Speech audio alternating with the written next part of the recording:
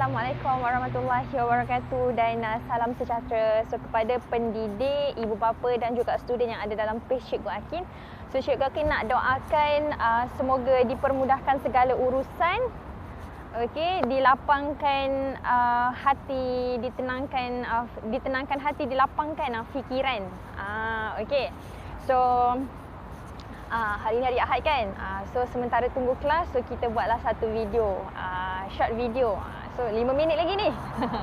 Dah dekat dah dengan rumah student.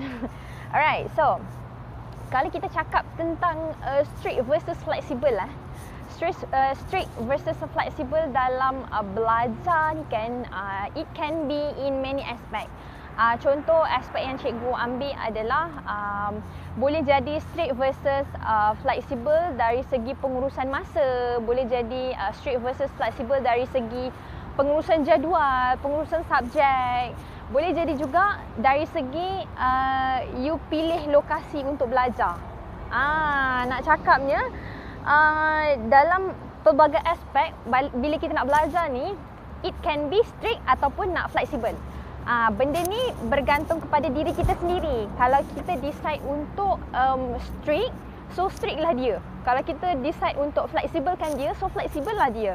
Kalau macam Cikgu Akin sendiri, masa mula-mula belajar dulu, masa mula-mula before SPM dulu, so cikgu memang selalu fokus kepada strict, cara belajar yang strict. Maksudnya kalau kita plan ni, kita plan satu hari tu kita nak belajar 5 jam. Contoh, buat ulang kaji 5 jam. So, cikgu akan cari juga masa untuk dapatkan 5 jam belajar tu tau. So, kita dah ada masa, 5 jam ulang kaji. Lepas tu, waktu untuk training, waktu untuk kita riadah semua, biasanya hari Sabtu Ahad je. Tapi bila kita dah sambung belajar, so baru Cikgu Akin perasan sebenarnya belajar strict ni tak bagus sangat sebenarnya. So cara belajar yang sesuai adalah kita urus masa kita. Katakanlah dalam sehari tu kita ambil lah masa, contoh kita nak ulang kaji setiap hari at least 2 jam. So at least lah 2 jam. So tak adalah kita strict sampai 5 jam kita belajar. So otak kita pun dah tepu kan. So dekat sini nak cakapnya plan waktu belajar tu. Alright. Kemudian nak strict ke nak fleksibel dari segi lokasi belajar. So kalau kita cakap pasal lokasi belajar, jangan terlalu strict sangat.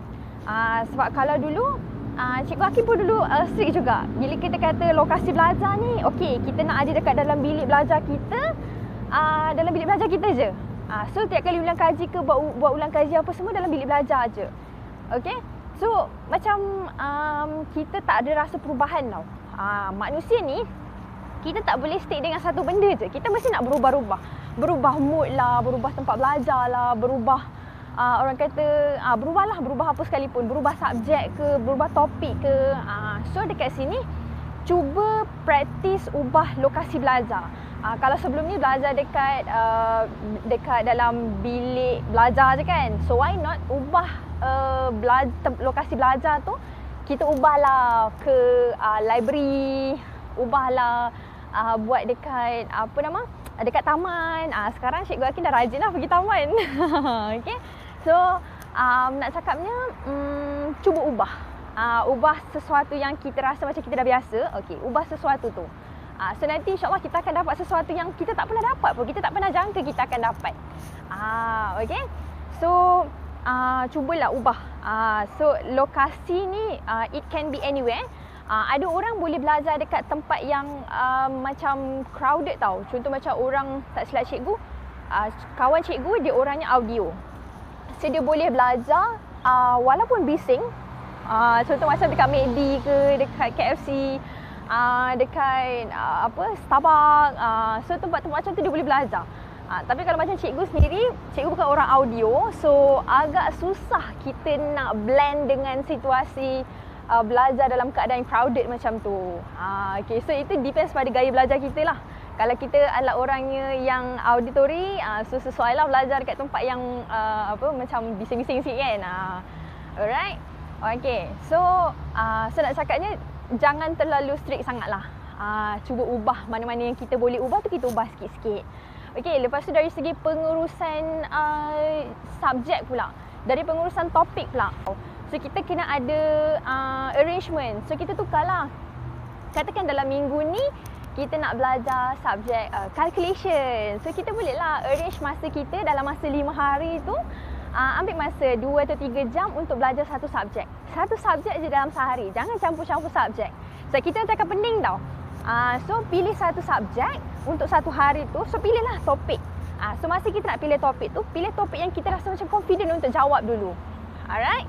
So bila kita dah confident nak jawab, so kita akan bila kita buat jadual kan daripada senang kepada yang susah-susah. So kita bila kita dah settle down yang senang-senang punya subjek, so kita akan rasa macam relax sikit. Sebab tinggal beberapa je yang susah. Okay, so itu tips ni lah. So kalau kita nak pemilihan subjek pun kena kritikal juga. Sama ada kita nak strict ikut je flow, ataupun kita nak ubah-ubah, lompat-lompat. Kita nak fleksibel. Alright. So bagi cikgu, baik fleksibel lah. Alright. So itu sahaja untuk hari ini. So jumpa lagi next video. Bye. Assalamualaikum.